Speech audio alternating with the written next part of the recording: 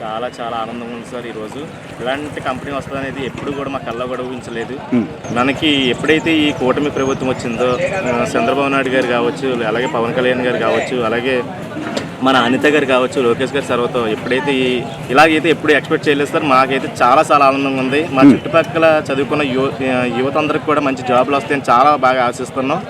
ఇలాంటి ప్రభుత్వానికి మేము ఎంతో రుణపడి ఉంటామని మరి చెప్పడం జరుగుతుంది సార్. గత 5 ఏళ్లలో అసలు ఏమన్నా వైసీపీ ప్రభుత్వంలో ఏమన్నా జరిగిందంట సార్? ఏమీ లేదు. చాలా మంది వలసకి వెళ్ళిపోవడం జరుగుతుంది. దుబాయ్, అలాగే సింగపూర్, అలాగే చదువుకున్న డిగ్రీలు చదువుకొని చాలా మంది ఇప్పుడు ఇటర్లో కూడా ఎంప్లాయీస్ కాకుండా ఏదో ఒక డైలీ కూలి కింద వెళ్ళడం జరుగుతుంది. ఈ రోజు ఈ కంపెనీ రావడం వల్ల మా అందరికీ జాబ్లు వస్తాయని మేమైతే చాలా ఆశిస్తున్నాం. అలాగే మా పిల్లలందరికీ కూడా చాలా మంది డిగ్రీలు చదివేసి ఖాళీగా ఉన్నారు.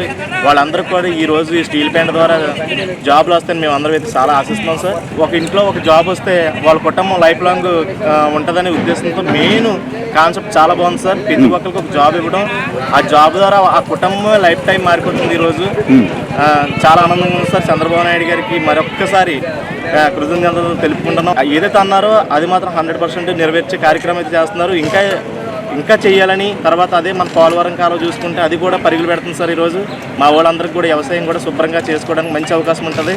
మొన్న జాబ్ క్యాలెండర్ కూడా ఉగాది రోజున ఆయన జాబ్ క్యాలెండర్ విడుదల చేశారు సార్. ఇచ్చిన మాట ప్రకారంగా ఖచ్చితంగా చేస్తున్నారు. లోకేష్ గారిని చూసిన తర్వాత ఫ్యూచర్ ఏంటనేది అర్థమవుతుంది సార్ అందరికీ కూడా. అలానే నాయకుడి ఫ్యూచర్ కూడా అవసరం.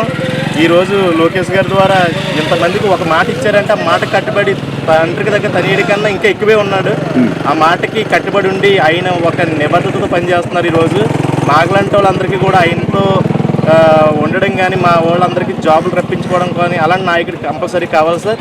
100% అయితే లోకేష్ గారికి హ్యాట్సాప్ సార్. అంటే ఇక్కడే డెవలప్ జరగాలి, ఇక్కడే అభివృద్ధి జరగాలి అని చెప్పి ఇక్కడ ఉన్నటువంటి కూటమి నాయకులు కానీ, లేదంటే హోమ్ మినిస్టర్ గారు కానివ్వండి, లోకేష్ గారు కానివ్వండి, లేదంటే మిగతా కూటమి నాయకులు కానివ్వండి, వీళ్ళ కృషి అట్లా ఉందంటారు.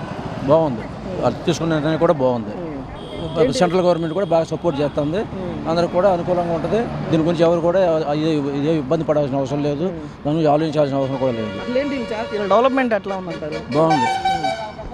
ముందు దగ్గర ఒక 2 సంవత్సరాలు అవుతా ఉంది అటు ఇటుగా. ఈ 2 సంవత్సరాలు కూటమి ప్రభుత్వం వచ్చి ఎట్లా ఉంది? డెవలప్మెంట్ ఏం చేస్తారు? బాగుంది. పనులు బాగా చేస్తున్నారు.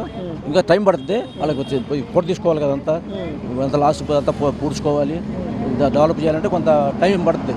అంతా వెయిట్ చేయాలి, చూడాలి. దాని గురించి ఫ్యూచర్లో కూడా డెవలప్ అవుతుంది. ఆంధ్రప్రదేశ్కి ఏమి ఇబ్బంది లేదు. ఇక్కడ మీ హోమ్ మినిస్టర్ గారి పరిస్థితి ఏంటి? ఎట్లా ఉంది? అలా బాగా చేస్తుంది. ఇబ్బంది లేదు. అంటే ప్రతిపక్షాలు చేస్తూ ఉంటారు. దాని గురించి ఇది చేయకూడదు. నడుస్తూ ఉంటుంది, నడిపిస్తారు అంతే.